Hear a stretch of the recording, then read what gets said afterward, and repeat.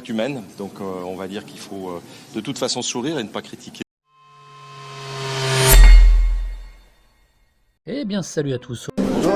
Aujourd'hui on va se pencher sur la course au titre en Ligue 1 puisque ce week-end on a le droit à une confrontation directe entre deux des prétendants. L'Olympique Lyonnais qui clôt la liste des 4 en vue du titre va recevoir Lille. Inutile de dire qu'à 5 journées de la fin, cette confrontation s'annonce plus que déterminante et ce pour les 4 acteurs. À ce niveau de la compétition, il se trouve dans un mouchoir de poche large de 3 points. Autrement dit, absolument tout le monde peut gagner comme peut perdre en finissant à la 4e place, soit la place du con. Il y a tellement peu d'écart entre les 4 équipes que tout peut arriver.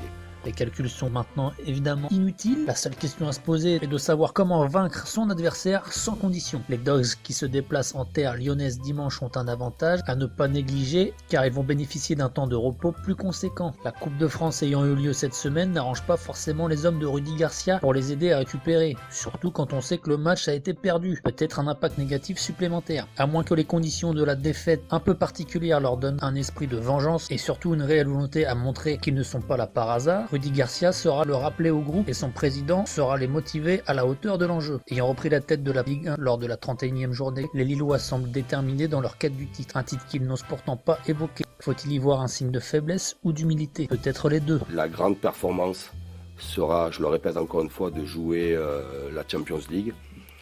Et la performance exceptionnelle sera d'être champion, mais on va y aller étape par étape. Mais toujours est-il qu'après avoir été en tête du championnat, tout ce temps, le club a encore son destin entre les mains pour la suite, même si sur les dernières rencontres, les joueurs ont paru quelque peu émoussés.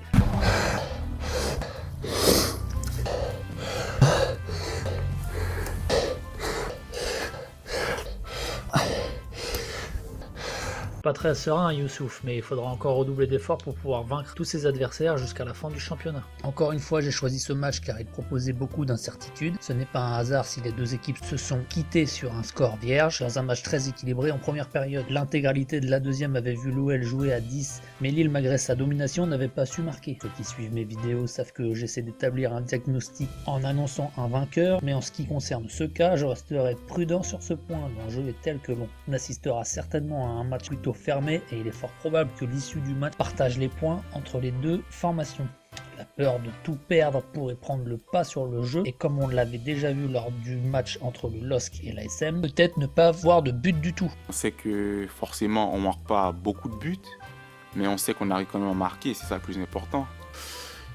Il est toujours important de défendre à 11 et c'est toujours la consigne bien évidemment principale. Allez, du coup vous l'avez compris, je vais m'orienter sur un match nul pour le diagnostic d'un match entre deux formations dont le contexte de leur rencontre les dépasse.